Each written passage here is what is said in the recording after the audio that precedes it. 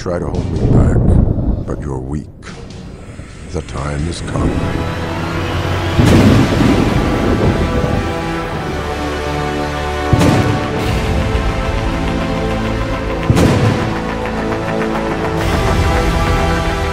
What's up? It's the Incurable Collector back with another quick look.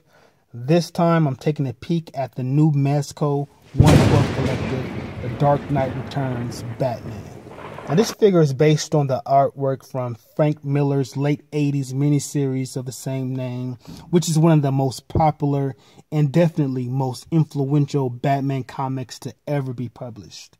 So it's fitting that Mezco would decide to base their inaugural figure of their new line on the most iconic comic incarnation of Batman pretty much ever. I mean, it totally makes sense. Now, there are several versions of this figure being made available for us. Aside from this version here, the black and gray version, there's also the previews exclusive light blue and gray version. Then there's the black and white Toy Fair exclusive, and also the Mezco website exclusive, which is Batman in his dark blue and gray costume. So yeah, there's a bunch of options available, all of which represent a slightly different look for the Dark Knight from the novel. Now, this is a figure I know a lot of collectors, a lot of you, a lot of us were very excited about, myself included. In fact, it was the figure I was most excited for when it was first revealed at SDCC. And honestly, it's exactly what I thought it would be. It's a solid, quality made figure, and I'm really impressed with it. Not just with the overall look and feel of the figure, but also with the execution, especially in terms of the articulation. Now, what Mezco have done here is deserving of credit. I mean, they've succeeded in giving us the best of both worlds. We have a high-end, superposable 1/12 scale figure with the construction and build quality of a Hot Toys, but at a much affordable price point. I mean, what more can we possibly want? Now, this is a brand new body mold developed specifically for the 112 line that features a cloth costume over a hyper articulated skeleton, which features 30 plus points of articulation, and it's just effective. It just works. Now, your first thoughts would be whether or not the costume hinders or restricts the figure, and the answer is no, it doesn't. The figure retains full range of motion. Nothing is hindered at all. All the points of articulation you'd expect from a super articulated action figure like say a Marvel Legend or something, it's here and it's accounted for. No points of articulation have been sacrificed for sake of the costume, which actually is pretty amazing when you consider the scale. I mean, this is, after all, a 6-inch figure, and before now, soft good costume figures at this scale have mostly been fails. I mean, so nice job on that front, Mezco. The execution here and the relationship, well, lack of a better word, between the soft goods costume and the plastic structure underneath is pretty amazing. But that brings me to one of my two gripes with this figure, which has to do with the bulging joints. Now, they're especially pronounced on the knees and elbows. Obviously, it's a trade-off for the fabric costume, but unfortunately, it's somewhat of an eyesore. I'm not sure what they could have done, if anything at all, to make those joints less visible, but I definitely wanted to point it out. The utility belt, it's a nicely painted and well-sculpted belt. The pocket detail is pretty cool.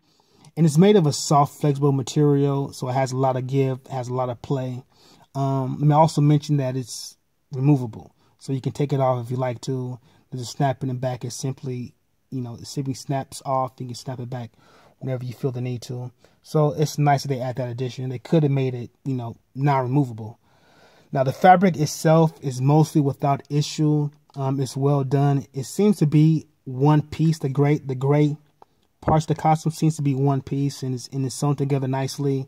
Although there are a few spots where it's noticeably frayed, but it's nothing that my X-Acto can remedy. The costume fits nicely as well.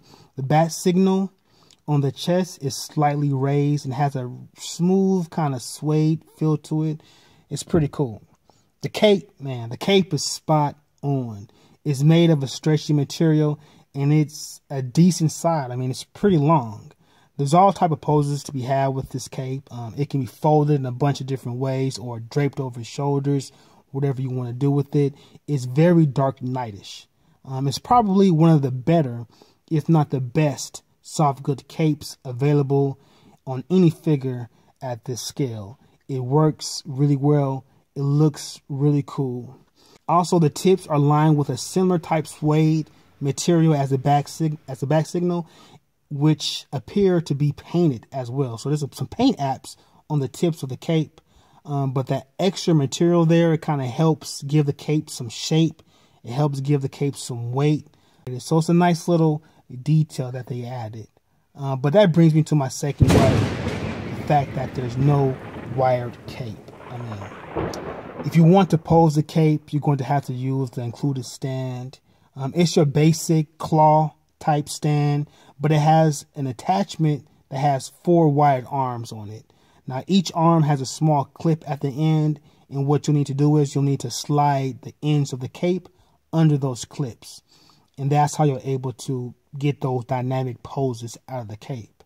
However, it's much harder than it sounds. It was a real chore for me to get the cape mounted properly because those clips are so tight. And you want to be careful while attaching the cape so that you don't break a clip. Now the stand, is absolutely awesome for shelf posing and displaying, but not so much so for photography because the stand is so big and it's so hard to hide. I would have loved a swappable wired cape instead, but this is more of a personal preference than it is a fault of the figure itself. So like I said, just a personal preference. Now he'll come with a bunch of accessories. I mentioned the stand already. In addition to that, he'll also come with several swappable hands, all of which are nicely detailed. He'll come with a pair of those fists. Those will come attached, those thug pummeling hands. He'll also come with a pair of choking hands or grasping hands. Also included is a trigger finger hand for holding his pistol and a pair of batarang hands, which look pretty awesome. The batarangs, however, are not removable. They're actually glued in place.